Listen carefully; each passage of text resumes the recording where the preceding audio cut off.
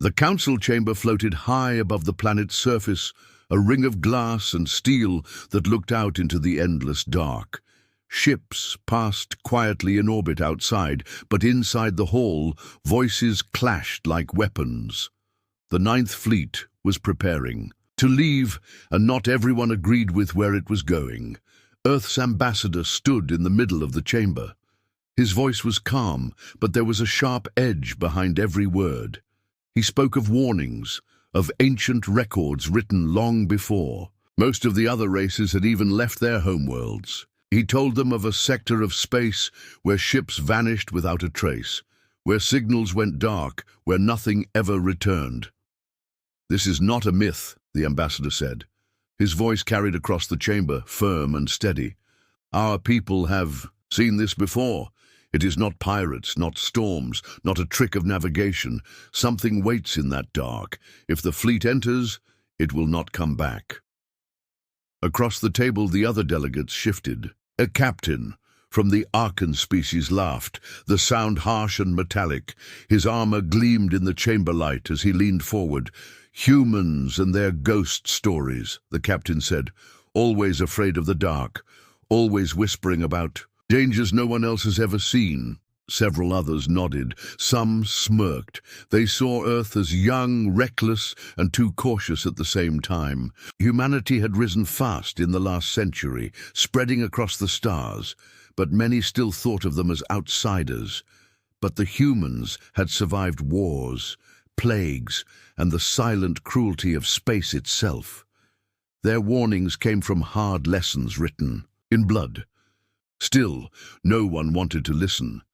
The council chair tapped a long hand against the table. "The Ninth Fleet will go. If there is danger, we must know it. If there is nothing, then Earth will be silent about these stories forever." The decision was made. The humans said nothing more. They knew that no words could stop what was coming. In the docking fields, the Ninth Fleet prepared to depart.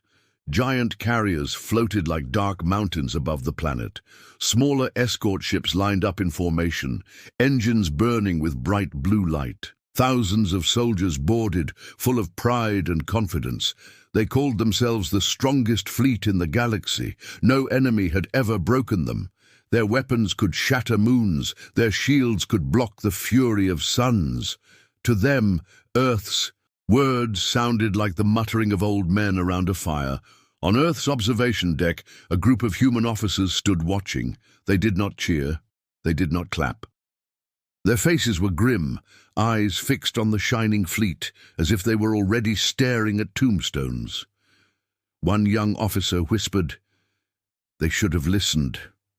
The fleet's engines roared, lighting up the darkness. One by one, the massive ships bent space around them, preparing for the jump. Beacons flashed, systems locked, and with a final burst of power, the Ninth Fleet vanished into the void. Silence followed. The humans kept staring at the stars. They did not celebrate. They waited. Hours passed, then days. The fleet should have checked in by now. Standard protocol demanded transmissions every 6 hours, but no signals came, no updates, no reports, nothing. The council grew restless. Delegates demanded answers. Some accused Earth of jamming the fleet's messages, trying to make their warning look true. Others whispered about betrayal, about sabotage, but deep down, fear began to spread. Scanners that reached across light years found no trace. The Ninth Fleet had left, but had not arrived. It was as if the ships had been swallowed whole. The Arkan captain, who had mocked Earth, now stood silent in the chamber. His eyes shifted nervously as more time passed. The laughter was gone. Perhaps their engines failed," one delegate said. "A malfunction, a storm," but the humans shook their heads. "No," the ambassador said. "This is what we tried to tell you. It is not a storm. It is not an accident. The darkness took them. On the edge of known space, listening posts tried to reach the fleet. They stretched their signals into the void, desperate for even a fragment of response. Sometimes faint echoes came back, broken sounds, static, a whisper that almost formed words, but nothing clear, nothing human. One night, a listening station caught a signal so faint it was almost lost in the background noise. A voice, distorted, cracked, filled with panic. Shadows. They are everywhere. The light. It is gone. Then silence. The message ended before anyone could trace it. When the recording was played in the council chamber, the room fell silent.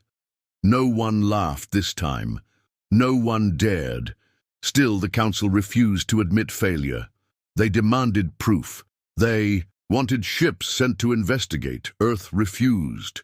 "We will not send our people into that place again," the ambassador said. His voice was cold now, final. "You ignored the warning. You sent the fleet. Now you know." The chamber boiled with anger. Accusations filled the air, but none of it changed the truth. The Ninth Fleet was gone, and Earth's warning was real. That night, as the stars glimmered beyond the windows of the human embassy, the ambassador stood alone. He poured a glass of water and stared into the dark sky. He thought of the fleet, proud and loud, vanishing into silence. He thought of the survivors from old records, the ones who had described the same thing centuries ago, shadows that swallowed. Light whispers that bled into the mind. He whispered to himself, a phrase passed down from generation to generation on Earth. The void remembers. And somewhere, far out in the darkness, the Ninth Fleet was already gone. The Ninth Fleet had been gone for 7 days. No signals, no data, no trace. In the council chamber, tension grew heavier with each hour. Delegates argued loudly, voices echoing off the walls. Some still claimed the humans had tricked them. Others whispered that the fleet would soon return, carrying news of victory. But the truth pressed down on them like the weight of a dying star. Silence stretched too long. Team. Humans sat quietly, listening. They did not argue anymore. They had warned the others. Now they simply waited, grim faces hiding the fear that burned inside. On the edge of known space, deep space stations worked without rest. Antennas turned slowly, stretching signals into the void. They sent pings, calls, desperate hails into the dark. Hours later, faint replies came, broken and twisted, static, screams, then nothing. At one listening post, an operator leaned forward in his chair as a signal cut through the static. He replayed it again and again, his face pale under the cold lights. Help! Inside the light, shadows, moving. The voice broke into sharp static, then silence. The message never repeated. When the recording reached the council, no one spoke. The room was filled only with the sound of breathing, nervous and shallow. The Archon captain, who once mocked Earth, kept his eyes fixed on the floor. Could it be a trick? One delegate asked weakly. The human ambassador only shook his head. No trick. You are hearing the end of them. Ships were sent anyway. Not fleets, but small scout craft. Each one vanished. They entered the same dark region of space, and then their signals faded away. No wreckage, no distress beacons, only silence. The council began to panic. Whole species depended on the protection of the Ninth Fleet. Without it, they felt exposed, vulnerable. The idea that something could erase a fleet of that size and power shook them to their core. And yet, Earth had known. Earth had warned them. That truth lingered like a shadow behind every argument, every desperate order. Among the humans, there was no celebration, no satisfaction in being right. They felt only the weight of old memory, for their ancestors had seen this before. Long ago, before humanity even joined the Council, explorers had vanished in that same part of the void. It was written in old logs, in data stored deep beneath Earth's surface. Now, history repeated itself. A group of human officers gathered in a dimly lit chamber. Their voices were low, filled with unease. "If the Ninth Fleet is gone," one said, "then whatever took them is awake again." Another officer leaned forward, eyes hard. "It is not only about the fleet. It means the void is hungry once more, and it will not stop there." Their words were quiet, but each one carried the chill of truth. Weeks passed. No fleet returned. But then one ship appeared.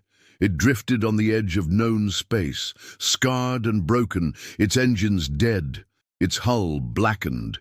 At first, no one believed it could be from the Ninth Fleet, but scans confirmed it. The vessel was real. Rescue craft moved quickly. They pulled the ship in, cutting through its twisted metal. Inside, only one survivor remained, a soldier. His armor cracked, his eyes wide with fear. He could barely speak. His body shook as he was carried into the council chamber, surrounded by delegates, doctors, and guards.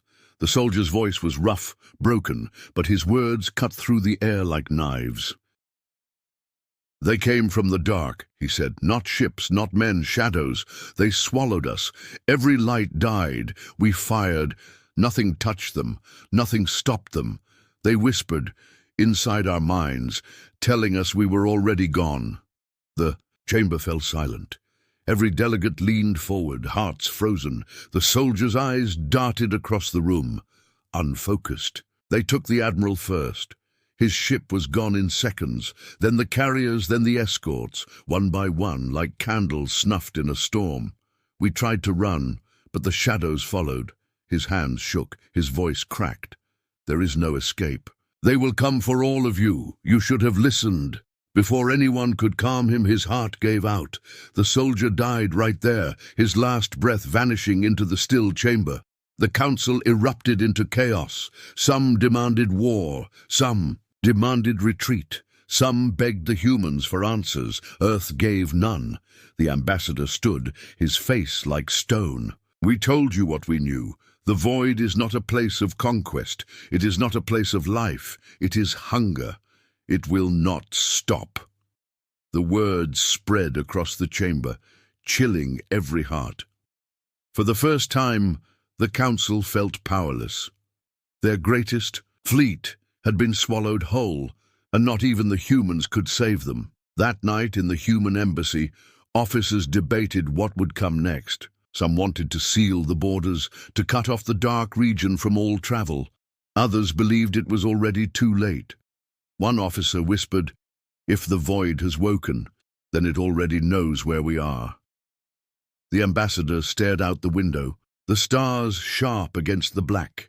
He thought of the Ninth Fleet, of the screams carried back on broken signals. He thought of the survivors' eyes, wild, haunted, empty, and he knew the truth. Silence was only the beginning. The body of the lone soldier was taken away, but his words clung to the chamber like smoke. Delegates who once laughed at Earth's warnings now sat pale and silent, their eyes filled with fear. Some whispered among themselves, trying to explain it away: madness, hallucinations, the broken mind of a dying man. But deep down, no one believed that. The soldier's words had been too sharp, too clear, too heavy with truth. Shadows, whispers, hunger. The Ninth Fleet had been proud, unstoppable, and yet it had crumbled like dry leaves in a storm. That thought, alone, was enough to shake even the strongest minds. In the days that followed, the recording of the soldier's testimony was locked away. Only the highest ranks of the council were allowed to hear it. But secrets did not stay buried for long. Fragments leaked, soldiers spoke in hushed tones, civilians caught rumors. Soon, across the galaxy, the same question rose from every colony and every station. What killed the Ninth Fleet?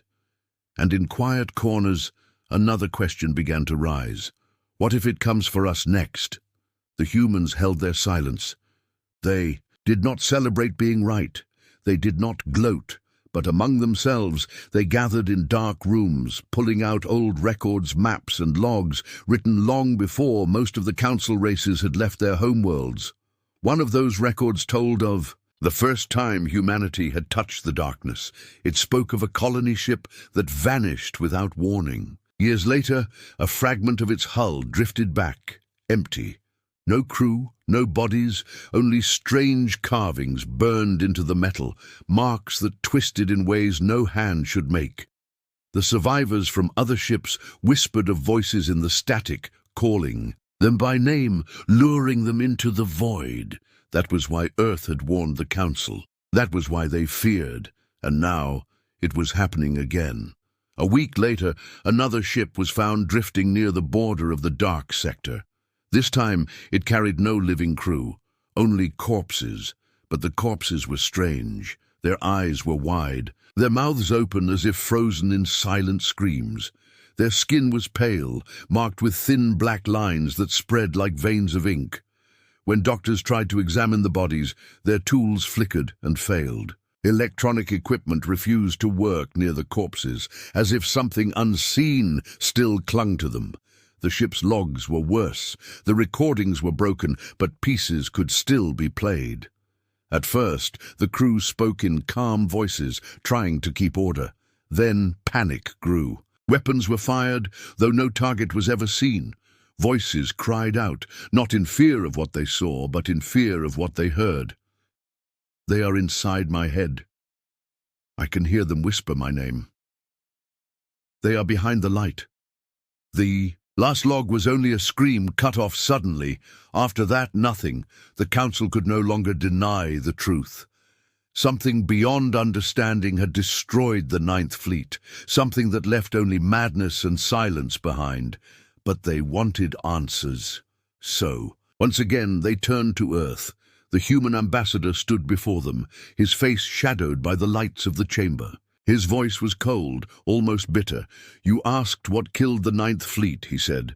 "The truth is, we do not know its name. We only know what it does. It does not fight, it does not conquer, it erases. Ships vanish, minds break. The void remembers what it takes, and it never gives it back." "Then what do we do?" a delegate cried out. The ambassador's eyes darkened.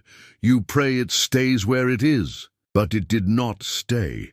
Scouts along the border reported strange signals spreading outward, slow and steady, like ripples in water. Ships that came too close lost their lights for moments at a time. Crews reported whispers in the comms, even when no transmissions were sent. One station swore it saw movement outside its windows, shapes drifting in the dark, too large to be debris, too quiet to be ships. The report was dismissed as fear until the station went dark 2 days later. Every beacon, every light, every voice inside it was gone. The Council was thrown into chaos once more. Entire fleets were called back. Trade routes were cut. Worlds began to whisper of evacuation. Fear spread faster than any signal, reaching every corner of the stars, and through it all, the humans waited in silence. In the quiet of their embassy, the ambassador met with his officers. His voice was low, his tone heavy. "It has begun again," he said. "The void is awake." One of the officers clenched his fists.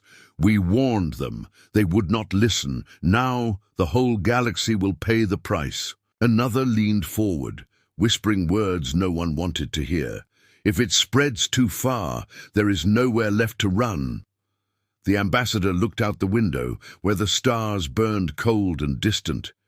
He thought of the survivors' eyes, wide, with terror, his voice filled with whispers that did not belong to him. He thought of the corpses marked with black veins.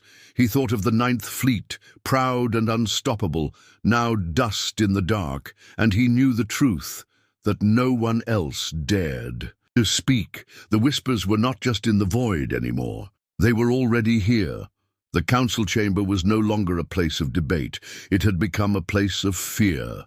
The delegates, once proud and loud, now spoke in broken voices. Their faces were pale, their eyes restless. Every new report only deepened the dread. Stations falling silent, ships vanishing without wreckage, crews hearing voices that were not their own. It was no longer rumor. It was spreading. The Archon captain who once mocked Earth stood at the edge of the chamber, silent as stone. His armor no longer gleamed. His eyes were shadowed, fixed on the floor. He had no words now. A delegate from the Thal rose, his voice sharp with desperation. "We must strike the darkness, send every fleet, burn it away before it spreads further." Another shouted back, "You saw what happened to the 9th Fleet. You want to feed it more ships? You will give it more strength." Voices clashed, fear breaking into rage. Some wanted war, some wanted retreat, some demanded walls of fire along the border, some wanted peace with the void, as if it could be bargained with. The chamber shook with their cries until the human ambassador stood. When he spoke, the room fell silent. "You cannot fight it," he said. His words were low, heavy, cutting through the noise. "You cannot reason with it. You cannot block it. The void is not an enemy. It is not even alive. It is hunger. It takes what it wants, and what it wants is everything."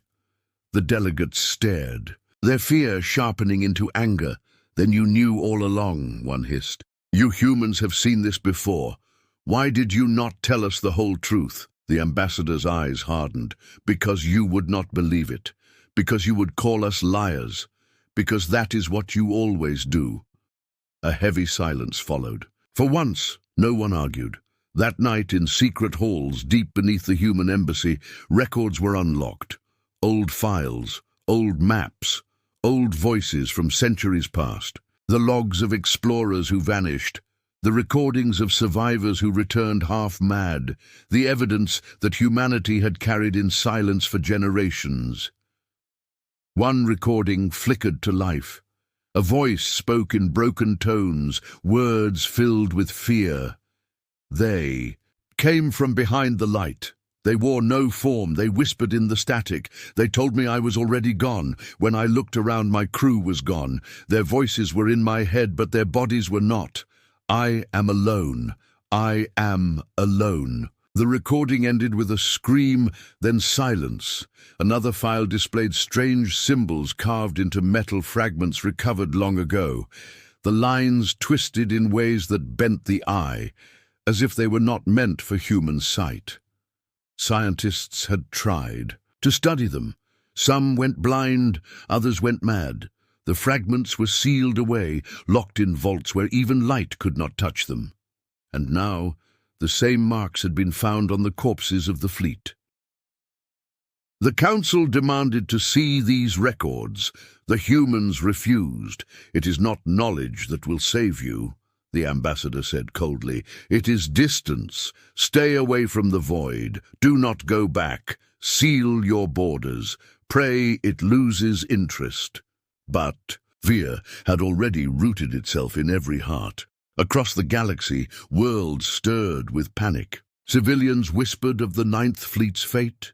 Merchants refused to travel near the dark sector. Colonies close to the border began to flee, their skies filled with evacuation craft. Whole cities emptied, leaving behind only silence. And still, the whispers spread. Comms officers reported hearing voices in their own systems, voices that spoke their names, voices that repeated their thoughts before they spoke them aloud. At first, they dismissed it as echo, as static. But then the voices began to speak things they had not yet said, things no one else should know. Fear turned to madness. Some officers killed themselves rather than hear the whispers again. Others attacked their own crews, claiming the shadows had already replaced them. The Council tried to silence the reports, but it was too late. The fear was louder than their lies. In the Council chamber, the delegates met again, desperate for answers. "What does it want?" one shouted. "Why does it spread?" another demanded. The human ambassador did not answer at first. He stood at the center of the chamber, his face unreadable. Then slowly he spoke. "It does not want, it does not spread. It simply is. You think of it as an enemy, but it is not. It is emptiness with teeth. It is silence with hands. And once you draw its gaze, it never looks away." The word struck like a blade. The chamber fell silent. No one moved. For the first time in its history, the council did not argue. It only trembled. That night, the ambassador looked out over the stars once more. His reflection hung in the window, pale against the black. Behind him, his officers whispered, arguing about defenses, about walls, about weapons that might hold the darkness. But the ambassador knew weapons would not save them. Walls would not hold. The void had already tasted them, and hunger never forgot. The stars had always been a comfort. To the council worlds, they were symbols of power and promise. But now, even the stars seemed colder. Some no longer trusted the light at all. They whispered that the glow above them was already false, a trick of the void, and then the disappearances began again. This time, not near the border. This time, not scouts or lone ships. Whole stations went dark in safer sectors, far from the forbidden zone. Colonies that had no connection to the Ninth Fleet stopped answering hails. Ships on regular patrol routes never arrived at their destinations. Fear spread like fire in a dry forest.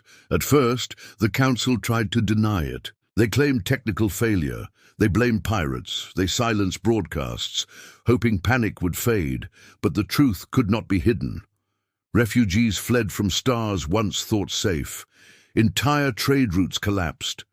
Civilian fleets abandoned their journeys, and through it all whispers grew louder.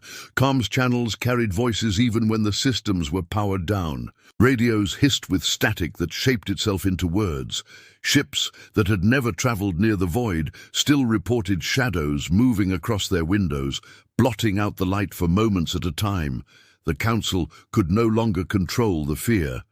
They turned to Earth once again. The human ambassador stood before them, older in spirit now, his eyes tired and cold. The chamber was filled with desperate voices. What do we do? How do we fight this? Tell us the truth.